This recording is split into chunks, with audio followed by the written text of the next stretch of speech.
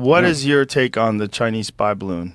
They said that that there was a bunch of those that were happening while Trump was in office, but they didn't tell him about it because they were worried he was going to shoot him down, which I thought was fucking amazing. That might, you know what? I'm not going to, at this stage of the game, I'm not going to say anything doesn't sound plausible. Everything sounds plausible nowadays. Yeah. So the Chinese regime continues, just like with the fucking Wuhan lab, the Chinese regime continues to just say it was a weather balloon, right? It got blown off course. It was a weather balloon. Well, it didn't get blown off course. It had a massive array of propellers. It had a rudder. It had solar panels to keep those propellers churning. They knew exactly what they were doing and where they were going. And, you know, it shows up over, whatever, Alaska on the end of January, whatever, and proceeds to travel across the country in a path that is clearly designed to, you know, collect intelligence from sensitive facilities, right? It flies over Montana. What's in Montana?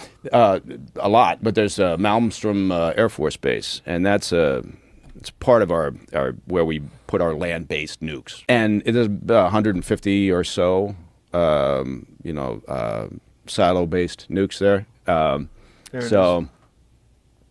There it is.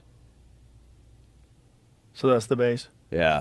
And so it was flying over that. Flying over Malmstrom. And so they were aware of it? The Air Force Base was aware of it? By the time, yeah. And look, it's not as if we're not, you know, taking measures or countermeasures to prevent surveillance, because the Chinese have spy satellites. Very technical, very, very advanced.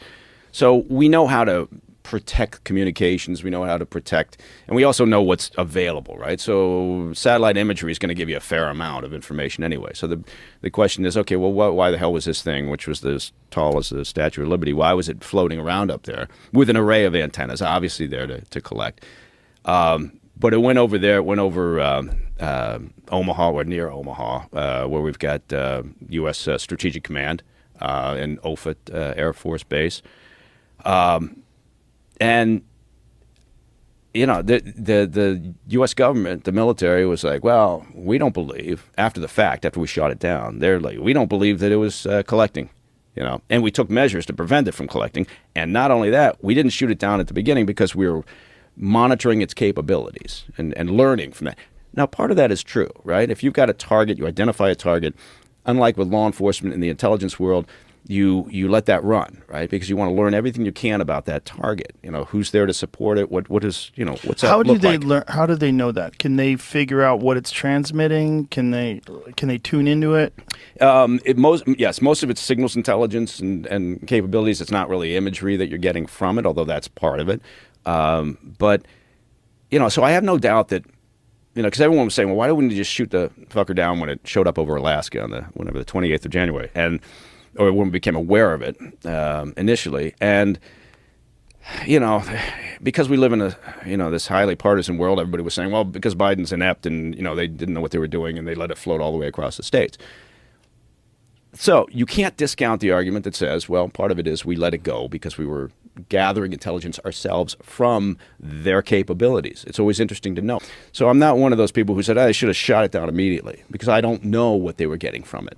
But I do know that the purpose of the balloon was to gather intelligence on us, on our sensitive facilities to some degree. So anyway, and then they sent all the remains after they recovered them off the coast of South Carolina to wherever, Quantico. And that was kind of the last we ever heard of it, right? Because we've all got attention deficit disorder. Nobody wants to, you know, think, okay, what did we learn? Can we do a hot wash on it and figure out, and to what degree can you tell the public what the hell was going on, right? Because honestly, I don't know that we ever would have learned about it if it hadn't been so large and, you know, members of the public hadn't seen it or spotted it. So, what altitude was it hovering around at? It cut a path through a couple of other bases, Minot and I forget where else it was to the south of there. But the fact that it hovered over a period of time over Malmstrom, right, is really all you need to know, right? Because if it's a weather balloon, you know, so it doesn't. I guess one point being, you know, we never really pushed the Chinese regime under Xi for anything, right? We haven't forced the hand on the pandemic, and we're going to have another pandemic. So it would be nice to know what the fuck actually happened.